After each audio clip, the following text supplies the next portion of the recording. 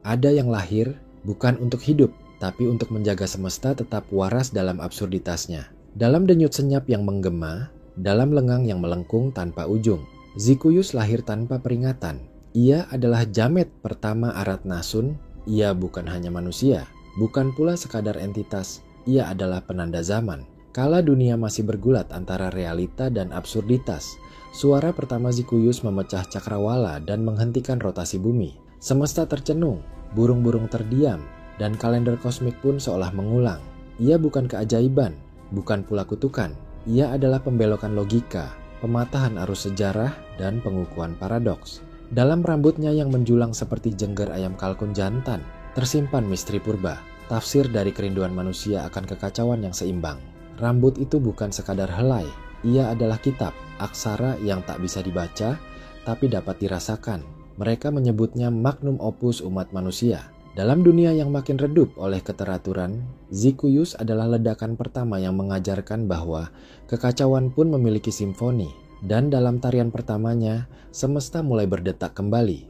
Tak seperti bayi biasa yang lahir dalam tangis dan doa, Zikuius datang membawa jeda dalam poros dunia. Kala ia lahir, gempa kecil terasa di 7 benua, dan jarum jam berputar ke arah yang tak dikenal. Dalam manuskrip tua yang ditulis dengan darah gajah hijau, tercatat bahwa kelahirannya membuat rotasi bumi berhenti selama 7 detik abadi. Sebuah paradoks waktu yang bahkan tak bisa dihitung dengan nalar. Dalam filsafat Heraklitus, segala sesuatu mengalir, namun Zikuius hadir sebagai penyangkal arus. Ia bukan bagian dari arus waktu, ia adalah hulu dan hilir sekaligus. Parmenides mungkin menyebutnya yang ada yang tak pernah jadi. Ia adalah ontologi yang menari, epistemologi yang memekik. Dan sejak itu, para spiritual Aratnasun tak lagi melihat langit dengan cara yang sama. Mereka tahu ada sesuatu yang telah berubah, tak hanya rotasi, tapi struktur harapan manusia terhadap makna.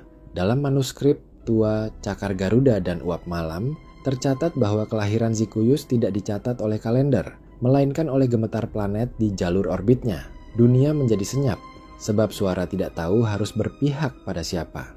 Jika Michelangelo memahat David dan Da Vinci mencoret Mona Lisa, maka umat manusia hanya mampu menumbuhkan rambut Zikuius. Setiap helaian rambutnya adalah sabda yang menolak huruf, kemegahan yang menolak dipoles. Bentuknya menyerupai ayam kalkun jantan di puncak musim kawin, megah, tak tahu malu, dan penuh keyakinan. Konon, di balik tiap folikelnya tersimpan jejak DNA dari ras-ras terdahulu, bahkan makhluk yang telah dilupakan sejarah. Dalam tafsir Derrida, rambut ini bukan hanya lambang, ia adalah teks itu sendiri. Tak bisa diselesaikan dalam satu dekonstruksi. Siapapun yang mencoba menyisir rambut itu jatuh ke dalam delusi eksistensial, kehilangan jati diri, lalu menjelma batu. Tak heran, para peneliti dari Akademi Gelap Aratnasun hanya mengamati dari kejauhan, mengutuk diri karena terlalu fana untuk menyentuhnya. Sebab rambut Zikuius bukan aksesoris, ia adalah jendela menuju kemungkinan lain tentang manusia. Menurut pemikir lokal Rui Sang Tertawa, rambut Zikuius adalah penolakan terhadap gravitasi, etika, dan estetika sekaligus. Tak ada satupun manusia di Aratnasun yang berani memotong kuku Zikuius, bukan karena panjangnya, tapi karena warna merahnya. Merah yang bukan cat, bukan pigmen, tapi darah. Darah makhluk dari Dark Aratnasun, dimensi lain yang hanya bisa dijangkau oleh jiwa yang telah tercerabut dari kenyataan. Konon, saat malam mencapai titik paling bisu, Zikuius berdansa dalam bayang, menantang makhluk yang tak bernama, tapi bernyanyi dalam kesunyian. Ia tak membawa senjata, hanya kuku. Dalam tiap goresannya, bukan luka yang muncul, tapi kehampaan.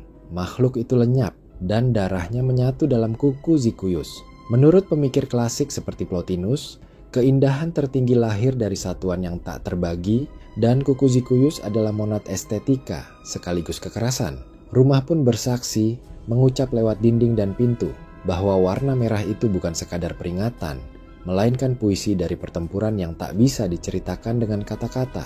Zikuius tidak menari untuk hiburan, ia menari untuk menjaga langit agar tidak runtuh. Setiap gerakan pinggulnya menyelamatkan satu planet dari tabrakan.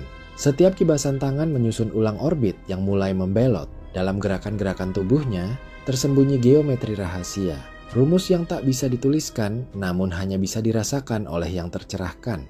Ia mengajari tarian ini kepada teman-temannya bukan untuk pamer, tapi untuk berjaga-jaga. Ia tahu suatu hari ia harus menghadapi Sigit Rendang, makhluk agung yang terbuat dari dendam dan inti kegelapan. Bila ia kalah, tarian itu harus tetap berlanjut agar Aratnasun tidak tenggelam dalam kekacauan. Ini adalah bentuk cinta tertinggi. Menari bukan untuk diri sendiri, tapi untuk menjaga poros semesta. Dalam pandangan Laozi, tindakan tertinggi adalah tindakan tanpa pamrih, dan Zikuyus menari dalam keheningan yang menyelamatkan. Zikuyus menguasai teknik bela diri yang bahkan tidak dikenali oleh para pendekar Aratnasun, ular derik. Teknik ini bukan tentang kekuatan, tapi tentang irama, tentang racun yang disebar melalui bisikan tubuh. Ia mempelajarinya ketika berhadapan dengan Gogon Tunjang, makhluk reptilian humanoid yang memiliki suara yang bisa memecahkan kenyataan. Dalam pertempuran itu, Zikuyus tak bergerak selama 9 hari. Ia hanya mendengar, meresapi irama bumi, dan ketika saatnya tiba, satu gerakan kecilnya menjatuhkan Gogon Tunjang. Teknik ini menolak logika barat, karena bukan hasil latihan otot, tapi kontemplasi jiwa. Dalam sudut pandang Nietzsche, kekuatan sejati bukan pada dominasi, tapi pada penguasaan diri, dan Zikuyus tak pernah membiarkan kemarahan mengaburkan gerakannya. Ia menjadi ular bukan karena ingin menggigit, tapi karena tahu bahwa ketenangan adalah racun yang paling mematikan.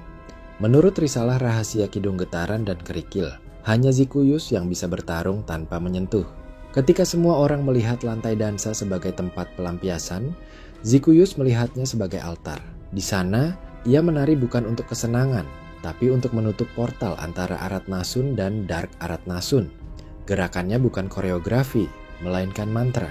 Ia tahu kapan harus menggulung tangan, kapan harus menggoyang lutut, agar vibrasi ruang tertutup rapat. Di setiap irama, ada desahan yang menakutkan dari balik portal. Tapi Zikuyus menari, seolah berkata kepada kegelapan, "Kau tak akan masuk hari ini." Dalam pemahaman Heidegger, tindakan otentik adalah ketika seseorang berdansa di ambang kehancuran, dan justru menemukan makna di sana. Maka lantai dansa baginya bukan panggung, tapi batas dunia. Dan setiap malam yang ia habiskan di sana adalah malam di mana Aratnasun tetap hidup. Menurut pemikiran Origenes, yang tampak fana menyembunyikan keabadian. Demikianlah Zikuyus. Dansanya tampak jenaka, tapi sebenarnya ia sedang menyelamatkan dunia. Zikuyus tahu bahwa keabadian adalah ilusi, maka ia meninggalkan warisan, tarian, teknik, dan pemahaman tentang ritme semesta kepada Great Konak, satu-satunya makhluk yang bisa membaca denyut bumi lewat alis kirinya. Tanpa Zikuyus, Great Konak tak akan mampu menahan makhluk Dark Aratnasun yang terus mencoba menyusup. Ia adalah penjaga, tapi hanya penjaga kedua. Zikuyuslah sang pahlawan utama, sang pendahulu yang membakar dirinya, agar yang lain bisa hidup dalam cahaya. Dalam konsep eksistensialisme Sartre, makna bukanlah sesuatu yang ditemukan, tapi diciptakan. Dan Zikuyus menciptakan makna lewat tindakan, bukan kata. Ia mengajari bahwa tanggung jawab terhadap dunia adalah warisan paling tulus. Maka Great Konak menari bukan karena ingin, tapi karena harus. Ia menari demi janji. Keberanian sejati, kata Seneca, bukan menghadapi kematian, tapi menari di atasnya.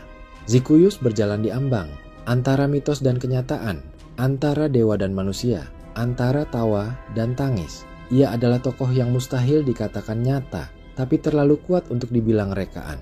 Ia hidup dalam ingatan, dalam debu lantai dansa, dalam kuku yang merah, dan rambut yang tak pernah bisa disisir. Dalam dunia pasca modern, ia adalah kritik terhadap stabilitas. Dalam narasi purba, ia adalah pengecualian yang menjadi hukum. Seperti dalam pemikiran Baudrillard, Zikuyus adalah simulakrum tertinggi, bukan peniruan, tapi kenyataan yang lahir dari mitos itu sendiri. Ia tidak meminta dikenang. Ia hanya meminta dunia tetap menari, tetap berputar, walau perlahan. Karena di balik segala keteraturan, ia tahu sedikit kekacauan adalah bentuk tertinggi dari keseimbangan. Jika Zikuyus hilang, jam akan terus berdetak, tapi waktu akan kehilangan maknanya. Dan bila suatu saat langit retak, bila poros Aratnasun bergetar, bila waktu berdetak ke belakang, jangan panik, tutuplah mata, dengarkan suara. Ada irama di sana. Irama yang dahulu pernah didansakan oleh sosok berambut kalkun jantan, berkuku merah darah, dan berdansa demi kita semua. Zikuyus bukan legenda. Ia adalah alasan mengapa dunia ini belum meledak. Ia adalah denyut yang tak terdengar namun memandu. Maka jangan berhenti menari, karena selama tarian itu ada, ia ada. Dan selama ia ada, kita aman. Menarilah, bergoyanglah. Jangan pernah resah, Karena Zikuyus hidup dalam setiap langkah yang berdarah dan berirama megah. Kebenaran bukan pada yang diam, tapi pada yang bergerak. Zikuyus adalah gerak itu, gerak yang membelah realitas, menyatukan kekacauan, dan menari agar kita tetap punya langit untuk ditatap. Dan jika suatu hari Aratnasun kembali retak, semesta hanya bisa berharap Zikuyus belum selesai menari. Jaminan di ciri khas tersendiri, rambut panjang, kelampi berglobor, terus punya goyangan yang begitu syahdu, melayu-layu, mendayu-dayu. Aduh apa? Pakai tutor norak rek, karena kecuali kita itu gaya itu niroding orang luar, baru jadi kocak norak. Ini ciri khas tersendiri menciptakan sebuah karya.